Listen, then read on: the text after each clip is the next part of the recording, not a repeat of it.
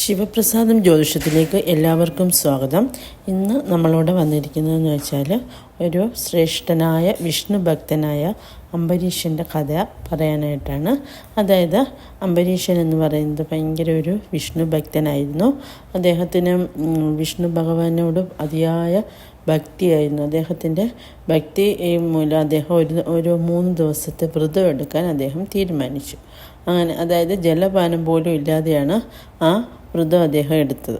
അങ്ങനെ 3-ാം നാളായി. അങ്ങനെ വ്രതം അവസാനിപ്പിക്കേണ്ട സമയമായി.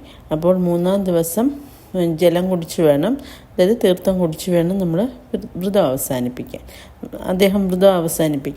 അപ്പോൾ അങ്ങനെ ഈ സമയത്ത് അതായത് അദ്ദേഹം വ്രതം അവസാനിപ്പിക്കാറായതേ ഉള്ളൂ. അപ്പോൾ ആ സമയത്ത് തന്നെ അദ്ദേഹം എല്ലാവർക്കും അന്നദാനവും വസ്ത്രദാനവും അങ്ങനെ മറ്റ് ദാനങ്ങളൊക്കെ ബ്രാഹ്മണർക്കൊക്കെ ചെയ്യും. അങ്ങനെ ഈ സമയമുണ്ട് രാജകൊട്ടാരത്തിൽ ദുർവാസാവ് മഹർഷി എത്തും. അപ്പോൾ ദുർവാസാവ് മഹർഷി അറിയാമല്ലോ, അദ്ദേഹം ഭയങ്കര മുൻകോപിയാണ്. എല്ലാ കാര്യത്തിനും ചിലപ്പം മുൻകോപം കൂടുതലാണ് അദ്ദേഹത്തിന്.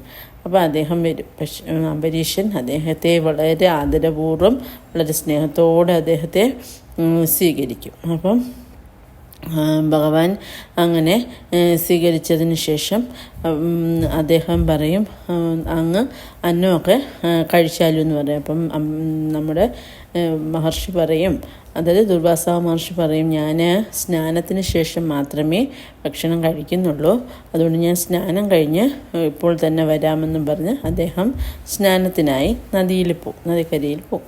അങ്ങനെ നദിയിൽ പോയി സ്നാനമൊക്കെ കഴിക്കാനായിട്ട് പോയി. ഈ സമയം അതായത് മധ്യാഹ്ന സമയത്ത് തന്നെ നമ്മൾ വ്രതം ഉണ്ടെങ്കിൽ വ്രതം അവസാനിപ്പിക്കണമല്ലോ.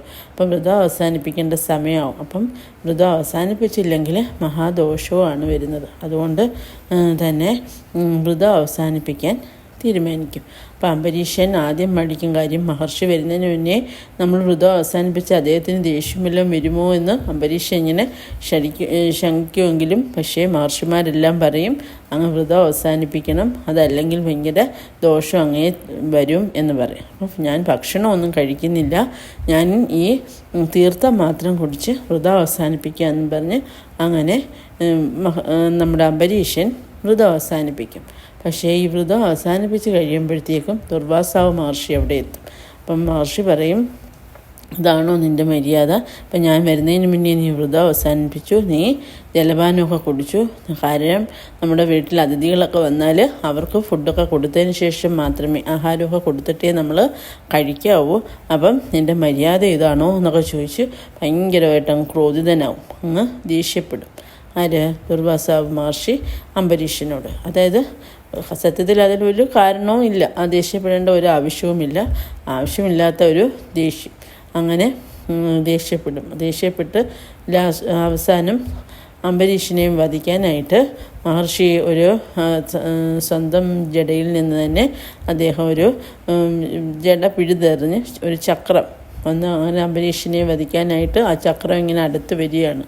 അപ്പോൾ അംബരീഷൻ മഹാവിഷ്ണു ഭക്തനല്ലേ, അദ്ദേഹം ഓം നമോ നാരായണായ മന്ത്രമൊക്കെ ജപിച്ച് നാരായണനോട് അപേക്ഷിക്കുക, അല്ലയോ ഭഗവൻ അവിടുന്ന് എന്നെ രക്ഷിച്ചാലും അദ്ദേഹം ഈ ദുർവാസാവ് മഹർഷിയുടെ ഈ ചക്രത്തിൽ നിന്ന് അവിടുന്ന് എന്നെ രക്ഷിച്ചാലും എന്ന് മനസ്സിലിങ്ങനെ പ്രാർത്ഥിക്കും. ആ നിമിഷം തന്നെ എന്ത് ചെയ്യും?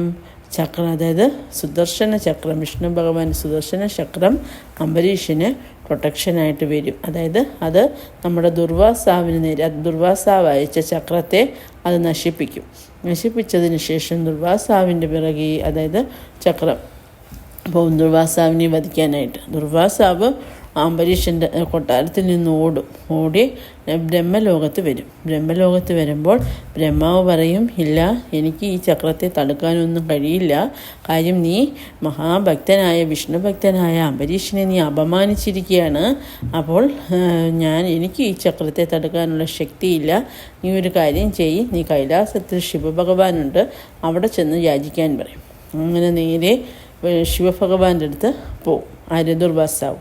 പക്ഷേ അവിടെ ചെന്നിട്ട് ഒരു രക്ഷയുമില്ല. ഭഗവാൻ പറയും, എനിക്ക് ഈ ചക്രത്തെ തടുക്കാൻ കഴിയില്ല, നീ വിഷ്ണു ലോകത്ത് പോകണം, വിഷ്ണു ഭഗവാനെ നിന്നെ രക്ഷിക്കാൻ സാധിക്കുകയുള്ളൂ എന്ന് പറയും. അങ്ങനെ നേരെ വിഷ്ണു ലോകത്ത് ചെന്ന് വിഷ്ണു ഭഗവാനോട് അപേക്ഷിക്കും. അപ്പം വിഷ്ണു ഭഗവാൻ പറയും, എനിക്ക് പോലും ഇപ്പോൾ ഈ ചക്രത്തെ നിയന്ത്രിക്കാൻ സാധിക്കില്ല. ഈ ചക്രത്തെ നിയന്ത്രിക്കണമെങ്കിൽ എൻ്റെ ഭക്തനെ നീ അപമാനിച്ചിരിക്കുകയാണ്. അതുകൊണ്ട് നീ അംബരീഷനോട് മാപ്പ് പറഞ്ഞ് അംബരീഷൻ തന്നെ പറയണം, ചക്രം തിരിച്ചു പോകാൻ പറഞ്ഞെങ്കിൽ മാത്രമേ ചക്രം എൻ്റെ അടുത്ത് വരികയുള്ളൂ.